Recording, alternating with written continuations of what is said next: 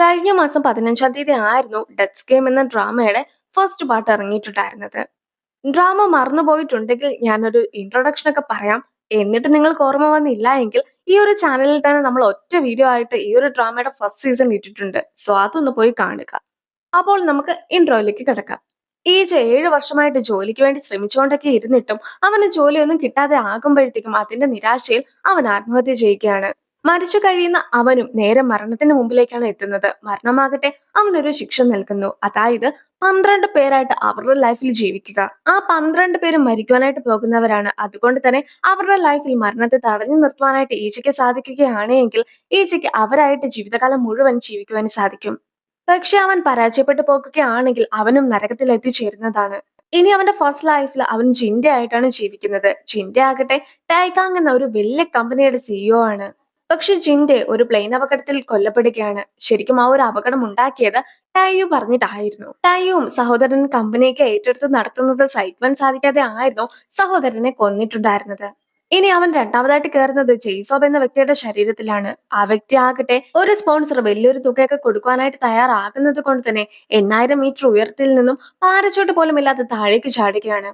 പക്ഷെ ജെയ്സോബിനും കൃത്യമായി ലാൻഡ് ചെയ്യുവാൻ സാധിക്കാതെ കൊല്ലപ്പെടുകയാണ്. അവനെ സ്പോൺസർ ചെയ്തിട്ടുണ്ടായിരുന്നതും ഈ ഒരു ടൈയു തന്നെ ആയിരുന്നു. ഇനി മൂന്നാമത്തെ ലൈഫിലാകട്ടെ ഹ്യുക്സു എന്ന ഒരു സ്കൂൾ കുട്ടിയുടെ ശരീരത്തിലായിരുന്നു അവൻ കയറിയിട്ടുണ്ടായിരുന്നത്. കൂടെ പഠിക്കുന്ന ജിൻസങ് എന്ന കുട്ടിയൊക്കെ അവനെ ഒരുപാട് ഉപദ്രവിച്ചിട്ടുണ്ടായിരുന്നു. ആത്മഹത്യയുടെ വക്കിലൊക്കെ ആയിരുന്നു ഹ്യുക്സു ഉണ്ടായിരുന്നതും. ആത്മഹത്യയുടെ വക്കിലുണ്ടായിരുന്ന ഹ്യുക്സുവിനെ ഈജ രക്ഷിക്കുകയും പിന്നീട് തന്ത്രപൂർവ്വം ജിൻസങ്ങിനെ കൊടുക്കുകയും ചെയ്യുകയാണ്. പക്ഷെ ജിൻസങ്ങിന് അത് കണ്ട് ദേഷ്യം വരികയും ഹ്യുക്സുവിനെ ഒരു ഇഷ്ടിക വെച്ച് തല്ലിക്കൊല്ലുകയും ചെയ്യുന്നു. അങ്ങനെ അവിടെ നിന്നും മരിക്കുന്ന ഈജ ആകട്ടെ നാലാമതായിട്ട് ചൂഹുൺ എന്നൊരു വ്യക്തിയുടെ ശരീരത്തിലേക്കാണ് കയറുന്നത്. അവർ മൊത്തത്തിൽ ഒരു ഗുണ്ടാസെറ്റപ്പൊക്കെയായിട്ട് നടക്കുന്ന ആൾക്കാരാണ്. അവരുടെ ഒരു ക്ലയന്റ് ആയിരുന്നു ടൈയു. ടൈയു പറഞ്ഞിട്ടായിരുന്നു ജിൻഡേനെ ജുൻഹു കൊന്നിട്ടുണ്ടായിരുന്നത്. ജുഹുണും ബോസിന്റെ ഒരു 10 ബില്യനൊക്കെ അടിച്ചു മാറ്റിയിട്ട് ഗേൾഫ്രണ്ടുമായിട്ട് മുങ്ങാനൊക്കെ നോക്കുന്നുണ്ടെങ്കിലും ആ ഒരു പണത്തിന് വേണ്ടി ഗേൾഫ്രണ്ട് അവനെ വെടിവെച്ചു കൊല്ലുന്നു. പിന്നീട് അവൻ കയറിയിട്ടുണ്ടായിരുന്നത് ടൈസാങ്ങിന്റെ ബോഡിയിലേക്കായിരുന്നു. ടൈസാങ് ആകട്ടെ ടൈയു കുറച്ച് പണമൊക്കെ കൊടുക്കാമെന്ന് പറഞ്ഞത് കൊണ്ട് മാത്രം ടൈയു കൊന്നിട്ടുണ്ടായിരുന്ന ആളെ ഞാനാണ് കൊന്നതെന്നൊക്കെ പറഞ്ഞിട്ട് കുറ്റസമ്മതം നടത്തിയതായിരുന്നു. ഇനി ടൈസാങ്ങും ജയിലിലെത്തി കഴിയുമ്പോഴത്തേക്കും സൈക്കോ കില്ലർ ആണെന്നൊക്കെ പറഞ്ഞിട്ട് വലിയ ഷോ ഓഫ് ഒക്കെ നടത്തിയിട്ടുണ്ടായിരുന്ന ജിൻസങ്ങിനെ നേരിട്ട് കാണുകയും പിന്നീട് അവനുമായിട്ട് കുറച്ച് വഴക്കൊക്കെ ഉണ്ടാക്കുകയും അവനെ ആകെ പേടിപ്പിച്ച് നിർത്തുകയും ചെയ്യുന്നു. അവനൊന്ന് ഹാപ്പി ആയിട്ടൊക്കെ ജീവിക്കാമെന്ന് വിചാരിച്ച് നിന്നതായിരുന്നെങ്കിൽ പോലും ഒടുവിലായിട്ട് അവന്റെ കൂടെ ഉണ്ടായിരുന്ന ഒരു ഫ്രണ്ട് തന്നെ അവനെ കുത്തിക്കൊല്ലുകയാണ്. അതും ടയ്യോ കുറച്ച് പണമൊക്കെ കൊടുക്കാമെന്ന് പറഞ്ഞതിന്റെ പേരിലായിരുന്നു അവനെ കൊന്നിട്ടുണ്ടായിരുന്നത്. അടുത്ത ജന്മത്തിൽ ഒരു കുട്ടിയായിട്ടായിരുന്നു അവൻ ജനിച്ചിട്ടുണ്ടായിരുന്നത്. ആ കുട്ടിയുടെ പേരൻസ് തന്നെയാണ് അവനെ കൊല്ലുന്നതും. അതിനുശേഷം ഗുണ്യമായിട്ട് ജീവിക്കുന്ന അവനും പിന്നീട് നഷ്ടപ്പെട്ടു പോയിട്ടുണ്ടായിരുന്ന പ്രണയത്തെ തേടിയൊക്കെ എത്തുകയാണ്. അങ്ങനെ ജിൻസുവുമായിട്ട് ഹാപ്പി ആയിട്ടൊക്കെ ജീവിക്കാമെന്ന് അവൻ വിചാരിക്കുമ്പോഴത്തേക്കും ആയിരുന്നു ടയ്യോ അവരെ രണ്ടുപേരെയും കൊന്നിട്ടുണ്ടായിരുന്നത്. അങ്ങനെ ഈ ഒരു സ്റ്റോറിയിലെ മൊത്തത്തിലുള്ള വില്ലനായിട്ട് ടയ്യോ മാറിയിരിക്കുകയാണ്. അവിടെ മരമായിരുന്നു നമ്മൾ ഫസ്റ്റ് സീസണിൽ കണ്ടിട്ടുണ്ടായിരുന്നത്.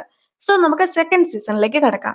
ഒരു കൊലപാതകയാകട്ടെ കിഡ്നാപ്പ് ഒക്കെ ചെയ്തുകൊണ്ട് വന്നിട്ട് എല്ലാവരുടെ മുമ്പിൽ വെച്ച് ഞാൻ ഇയാളെ കൊല്ലുവാൻ പോകുകയാണെന്നൊക്കെ ഒരാളെ ലൈവിൽ പറയുകയാണ്. ഒരുപാട് ആൾക്കാരെ സെക്ഷലി അബ്യൂസ് ചെയ്തതിനു ശേഷം അവരെ കൊല്ലുന്ന ഒരു കില്ലർ ആയിരുന്നു അത്. അതുകൊണ്ട് തന്നെ അയാളെ കൊല്ലുന്നതിൽ ഒരു തെറ്റുമില്ല എന്നൊക്കെ പറഞ്ഞിട്ടായിരുന്നു ഇവർ അയാളെ ഉപദ്രവിക്കുന്ന വീഡിയോസ് ഒക്കെ ഷൂട്ട് ചെയ്യുന്നത്. അങ്ങനെ ഇരിക്കെ ഈ ഒരു വീഡിയോ ഒക്കെ ഷൂട്ട് ചെയ്യുന്ന ആൾക്കാരെ മറ്റൊരാളെത്തി ഉപദ്രവിക്കുകയാണ്. നീ ആരാണെന്നൊക്കെ അവർ ചോദിക്കുമ്പോഴത്തേക്കും അയാളാകട്ടെ ഞാൻ ഒരിക്കലും നിന്നെ പോലെയുള്ള ആളല്ല എന്നായിരുന്നു മറുപടി കൊടുത്തിട്ടുണ്ടായിരുന്നത്. ഇനി അയാളും കൊലപാതകിനെ രക്ഷിച്ചുകൊണ്ടൊക്കെ പോകുകയാണ്. അങ്ങനെ പോകുന്ന വഴിക്ക് കൊലപാതകിയും ഞാൻ ആരാണെന്നുള്ള കാര്യമൊക്കെ നിനക്ക് അറിയാമോ? അതൊക്കെ പോട്ടെ, നീ ഇപ്പോൾ എവിടേക്കാണ് പോകുന്നതെന്നൊക്കെ ചോദിക്കുകയാണ്. അതിന് മറുപടിയായിട്ട് അയാളും ഒരു പെയിന്റർ ആണെന്നുള്ള കാര്യമൊക്കെ പറയുന്നു. അയാളാകട്ടെ പെയിന്റിങ്ങിന് ആവശ്യമായിട്ടുള്ള ഒരു മെറ്റീരിയലൊക്കെ അന്വേഷിച്ച് പോകുകയാണെന്നായിരുന്നു മറുപടി കൊടുത്തിട്ടുണ്ടായിരുന്നത്. ഞാനൊരു കൊലപാതകയാണെന്ന് അറിഞ്ഞിട്ടും നീ എന്തിനാണ് എന്നെ രക്ഷിച്ചിട്ടുണ്ടായിരുന്നതെന്നൊക്കെ ആ കൊലപാതകി ചോദിക്കുമ്പോഴത്തേക്കും എന്റെ മെറ്റീരിയൽസ് ആരും തന്നെ നശിപ്പിക്കുന്നത് എനിക്ക് ഇഷ്ടമല്ല എന്നൊരു മറുപടി ആയിരുന്നു അവൻ കൊടുക്കുന്നതും. മൊത്തത്തിൽ എന്തൊക്കെയോ അപാകതയൊക്കെ തോന്നുന്ന കില്ലറും ഇവിടെ എന്നെ ഇറക്കി വിട്ടേക്ക്, എന്റെ വീട് ഇവിടെ അടുത്താണെന്നൊക്കെ പറഞ്ഞിട്ട് അവിടെ ഇറങ്ങുവാനൊക്കെ ശ്രമിക്കുന്നുണ്ട്. പക്ഷേ ആ ഒരാളും വണ്ടിയൊക്കെ ഓടിച്ചുകൊണ്ടേ ഇരിക്കുകയാണ്. മാത്രമല്ല നീ എന്തിനാണ് എന്നോട് കള്ളം പറയുന്നതെന്നൊക്കെ ചോദിച്ചുകൊണ്ട് അവന്റെ കണ്ണിൽ തന്നെ നോക്കിയിരിക്കുമ്പോഴത്തേക്കും അവനും വല്ലാതെ പേടിക്കുന്നു. പെട്ടെന്ന് തന്നെ അവന്റെ ബോധവും പോകുന്നു. കില്ലർ പിന്നീട് കണ്ണു തുറക്കുമ്പോഴത്തേക്കും ആരോ ഒരാൾ അവനെ കെട്ടിയിട്ടിരിക്കുകയാണ്. മാത്രമല്ല അവന്റെ ചുറ്റും ഒരുപാട് ക്യാൻവാസുകളുമുണ്ട്. ഞാനും ഒരു കില്ലറാണെന്നൊക്കെ പറഞ്ഞിട്ടായിരുന്നു ആ ഒരു പെയിന്റർ ഇപ്പോൾ എത്തിയിട്ടുണ്ടായിരുന്നത്. അയാളാകട്ടെ നിന്നെ ഞാൻ കൊല്ലുവാൻ പോകുകയാണെന്നൊക്കെ പറഞ്ഞിട്ട് അവിടെ ഉണ്ടായിരുന്ന തടിയൊക്കെ അറക്കുന്ന മെഷീനൊക്കെ ഉപയോഗിച്ചുകൊണ്ട് അയാളുടെ കാലുകൾ മുറിക്കുന്നു.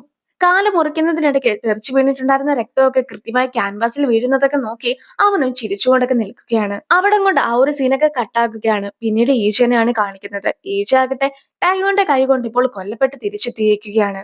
ഈച്ചയ്ക്ക് ടൈയോനെ കൊല്ലുവാൻ അതിയായ ആഗ്രഹമൊക്കെ ഉണ്ടായിരുന്നു. പക്ഷെ അതിനു മുമ്പായിട്ട് മരണത്തെ കൊല്ലുവാനായിട്ട് അവനും മരണത്തിന്റെ കയ്യിലുണ്ടായിരുന്ന തോക്കൊക്കെ വെച്ചിട്ട് അവളെ തന്നെ ഷൂട്ട് ചെയ്ത് കൊല്ലുന്നു. ഇനി ഈച്ചയ്ക്കും ടൈയോന്റെ അടുത്തേക്ക് തിരിച്ചു പോകണമല്ലോ. അതിനു വേണ്ടിയിട്ട് അവൻ സ്വന്തമായിട്ട് ഷൂട്ട് ചെയ്യാനൊക്കെ നോക്കുന്നുണ്ടെങ്കിലും അതിന്റെ അകത്ത് ബുള്ളറ്റ് ഒന്നും ഉണ്ടായിരുന്നില്ല. അങ്ങനെ ഇരിക്കാണ് മരണവും നിനക്ക് എന്താണ് സംഭവിച്ചതെന്നൊക്കെ ചോദിച്ചുകൊണ്ട് തിരിച്ചെത്തുന്നത്. നിന്നെ ഞാനിപ്പോൾ കൊന്നതല്ലേ ഉള്ളൂ, നീ ഇത്ര പെട്ടെന്ന് മരിച്ചിട്ട് തിരിച്ചെത്തിയോ എന്നൊക്കെ അവനും മരണത്തിനോട് ചോദിക്കുന്നു. നീ അല്ലാതെ മറ്റാരും ഇങ്ങനെ ചിന്തിക്കുകയില്ല. തീയാകട്ടെ ഒരിക്കലും കത്തുന്നില്ല, വെള്ളമാകട്ടെ ഒരിക്കലും നനയുകയില്ല. മരണം അത്രയും പറയുമ്പോഴത്തേക്കും അവനും മരണം ഒരിക്കലും മരിക്കുകയില്ല എന്ന കാര്യം മനസ്സിലാക്കുന്നു. ഞാൻ മരിച്ച ഓരോ മരണങ്ങളും ടൈയുമായിട്ട് റിലേറ്റ് ചെയ്തതായിരുന്നു. നീയാകട്ടെ ഒരു ബുക്കൊക്കെ വായിക്കുന്നത് ഞാൻ കണ്ടിട്ടുണ്ടായിരുന്നല്ലോ. ജിസു മരിക്കുന്നതിനെ കുറിച്ചും ആ ഒരു ബുക്കിലൊക്കെ ഉണ്ടായിരുന്നോ എന്നൊക്കെ അവനും ചോദിക്കുകയാണ്. നീ ദൈവമാണെങ്കിൽ പോലും ഈ ചെയ്തത് ക്രൂരതയാണെന്നൊക്കെ അവൻ പറയുമ്പോഴത്തേക്കും ഞാൻ ഒരിക്കലും ദൈവമല്ല. പിന്നെ ഈ ഒരു രൂപത്തിൽ ഞാൻ എത്തിയിട്ടുള്ളത് മനുഷ്യരുമായിട്ട് സംസാരിക്കുവാനായിട്ടാണ്. എനിക്ക് ഏത് രൂപത്തിലേക്ക് വേണമെങ്കിലും മാറുവാനായിട്ട് സാധിക്കുമെന്നൊക്കെ പറഞ്ഞിട്ട് വളരെ ഭയാനകമായിട്ടുള്ള ഒരു രൂപത്തിലേക്കൊക്കെ അവൾ മാറിയിരിക്കുകയാണ്. പിന്നീട് അവളും ജിസുവിന്റെ രൂപത്തിലൊക്കെ എത്തി കഴിയുമ്പോഴത്തേക്കും ഈച്ചയും മുമ്പിലുള്ളത് ജിസു തന്നെയാണെന്ന് ഒരു നിമിഷത്തേക്കൊക്കെ തെറ്റിദ്ധരിക്കുന്നു. ഇത്രയും നാളും ഈച്ച ദേഷ്യപ്പെട്ടൊക്കെ ആയിരുന്നു മരണത്തിനോട് സംസാരിച്ചിട്ടുണ്ടായിരുന്നതെങ്കിലും ഇപ്പോൾ ജിസുവിന്റെ രൂപത്തിലേക്ക് മരണം എത്തി കഴിയുമ്പോഴത്തേക്കും പഴയ രൂപത്തിലേക്ക് ആകുവാനായിട്ടൊക്കെയാണ് ഈച്ച ആവശ്യപ്പെടുന്നത്. ജിസുവിന്റെ മുഖമൊക്കെ കണ്ട് കഴിയുമ്പോൾ എല്ലാം തന്നെ അവനാണ് ആ ഒരു മരണത്തിന് ഉത്തരവാദി എന്ന തോന്നലൊക്കെ അവന്റെ ഉള്ളിലും ഉണ്ടാക്കുകയാണ്. ജിസു ശരിക്കും ആ ഒരു ദിവസം അവിടെ വെച്ച് കൊല്ലപ്പെടേണ്ട ആളായിരുന്നു. ഇതെല്ലാം തന്നെ നേരത്തെ നിയോഗിച്ചു വെച്ചിട്ടുള്ള കാര്യങ്ങളാണെന്നൊക്കെ മരണവും അവനോട് പറയുന്നു. ഇത്തവണ അവനും ടയ്യുനെ കൊല്ലുവാനായിട്ട് തയ്യാറെടുത്തിരിക്കുകയാണ്. പക്ഷെ നീ ആരെങ്കിലും കൊല്ലുവാനായിട്ട് ശ്രമിക്കുകയാണെങ്കിൽ ഞാൻ ഉറപ്പായിട്ടും അതിന്റെ ഇടയിൽ ഇടപെടുമെന്നൊക്കെ മരണവും അവനോട് പറയുന്നു. നീ ഒരിക്കലും റൂൾസ് തെറ്റിക്കുവാനായിട്ട് പാടില്ല എന്നൊക്കെ മരണം അവനോട് പറയുന്നുണ്ടെങ്കിൽ പോലും പലപ്പോഴും തോൽക്കുമെന്ന് ഉറപ്പുള്ള യുദ്ധത്തിൽ പോലും മനുഷ്യർ പങ്കെടുക്കാറുണ്ട് എന്ന കാര്യം അവനും ഓർമ്മിപ്പിക്കുന്നു. മനുഷ്യർ എപ്പോഴും ഇങ്ങനെയാണ്. അവർക്ക് എത്രത്തോളം വാർണിംഗ് ഒക്കെ കൊടുത്തിട്ടുണ്ടെങ്കിലും അവർക്ക് ഒരു കാര്യങ്ങളും മനസ്സിലാക്കുകയില്ല എന്നൊക്കെ പറഞ്ഞിട്ട് മരണവും അവനെ പുച്ഛിക്കുന്നു. എന്തായാലും അവനു വേണ്ടി പുതിയൊരു ബുള്ളറ്റ് ഒന്നും നശിപ്പിക്കുവാനായിട്ട് മരണം തയ്യാറായിരുന്നില്ല. അതുകൊണ്ട് തന്നെ നേരത്തെ ഷൂട്ട് ചെയ്തിട്ടുണ്ടായിരുന്ന ബുള്ളറ്റ് വെച്ചിട്ട് തന്നെ മരണവും അവനെ കൊല്ലുന്നു. ഇത്തവണ അവൻ കണ്ണു തുറന്ന് കഴിയുമ്പോഴത്തേക്കും നേരെ കുറെ ബ്ലഡ് ഒക്കെയാണ് കാണുന്നത്. പിന്നെ കണ്ണാടിയിൽ നോക്കി കഴിയുമ്പോഴത്തേക്കും നേരത്തെ നമ്മൾ കണ്ടിട്ടുണ്ടായിരുന്ന പെയിന്റർ ആയിട്ടുണ്ടായിരുന്ന ഒരു കില്ലർ ഉണ്ടല്ലോ, അയാളുടെ രൂപമാണ് അവൻ കാണുന്നത്. ഏച്ചിയും മറ്റൊരു റൂമിലൊക്കെ എത്തി നോക്കുമ്പോഴത്തേക്കും അവിടെയാകട്ടെ ഒരുപാട് പെയിന്റിങ്സ് ഒക്കെ ഉണ്ടായിരുന്നു.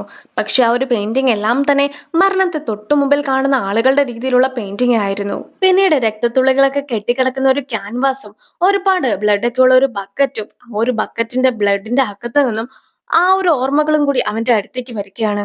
ഈ ഒരാളുടെ പേരാണ് ഗ്യൂച്ചോൾ. ഗ്യൂച്ചോളും ഒരു സാധാരണ കുടുംബത്തിലേക്ക് ആയിരുന്നു ജനിച്ചിട്ടുണ്ടായിരുന്നത്. നന്നായി അവന് പെയിന്റിംഗ് ഒക്കെ ചെയ്യുവാനായിട്ട് സാധിക്കുമായിരുന്നു. എങ്കിൽ പോലും അവൻ പലപ്പോഴും മരിച്ചു കിടക്കുന്ന മൃഗങ്ങളുടെയൊക്കെ ചിത്രങ്ങളായിരുന്നു വരച്ചുകൊണ്ടിരുന്നത്. പക്ഷെ ഒരിടത്തു നിന്നും അവന് യാതൊരു വിധത്തിലുള്ള അംഗീകാരങ്ങളും ലഭിച്ചിട്ടില്ല. അങ്ങനെ ഇരിക്കെ ഒരു ദിവസം അവന്റെ കൺമുമ്പിൽ വെച്ച് ഒരു പെൺകുട്ടി ആത്മഹത്യ ചെയ്യുകയാണ്. അവൾ മരിക്കുന്നതിന് തൊട്ടു മുമ്പിൽ നിൽക്കുന്ന ആ ഒരു കാഴ്ചയൊക്കെ കണ്ടു കഴിയുമ്പോഴത്തേക്കും അവന്റെ ഉള്ളിലും സന്തോഷമൊക്കെ ആയിരുന്നു തോന്നിയിട്ടുണ്ടായിരുന്നത്. അങ്ങനെ അതും ഒരു ഇൻസ്പിറേഷൻ ആയിട്ട് എടുത്തിട്ട് അവൻ ആ ഒരു ചിത്രമൊക്കെ വരയ്ക്കുകയാണ്. ആ ഒരു ചിത്രമാകട്ടെ വലിയ രീതിയിൽ ശ്രദ്ധ നേടുകയും അത് ഒരുപാട് തുകയ്ക്കൊക്കെ വിറ്റുപോകുകയും ചെയ്തു. പിന്നീട് അവനും ജോലിയോടുള്ള ആത്മാർത്ഥത കാരണം ഒരുപാട് ആൾക്കാരെ കൊല്ലുകയാണ്. അങ്ങനെ ഇവൻ കൊന്നതിന് ശേഷം വരയ്ക്കുന്ന പെയിന്റിംഗ് ഒക്കെ വലിയൊരു വിലയ്ക്ക് തന്നെ വിറ്റുപോകുന്നു.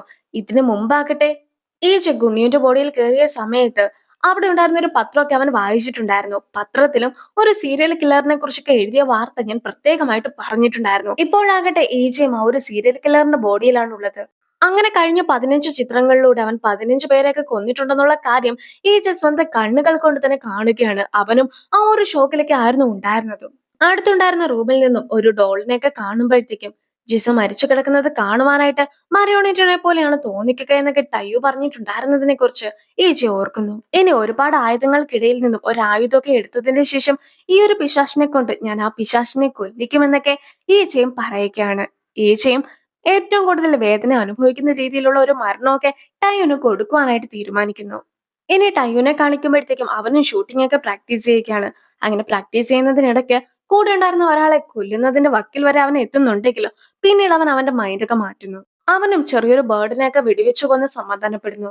അപ്പോൾ ആ ഒരു സീനോട് കൂടി ഈ ഒരു വീഡിയോ അവസാനിപ്പിക്കുകയാണ്. അടുത്തൊരു വീഡിയോ ആയിട്ട് ഇത്രയും വേഗം കാണാം. ബൈ.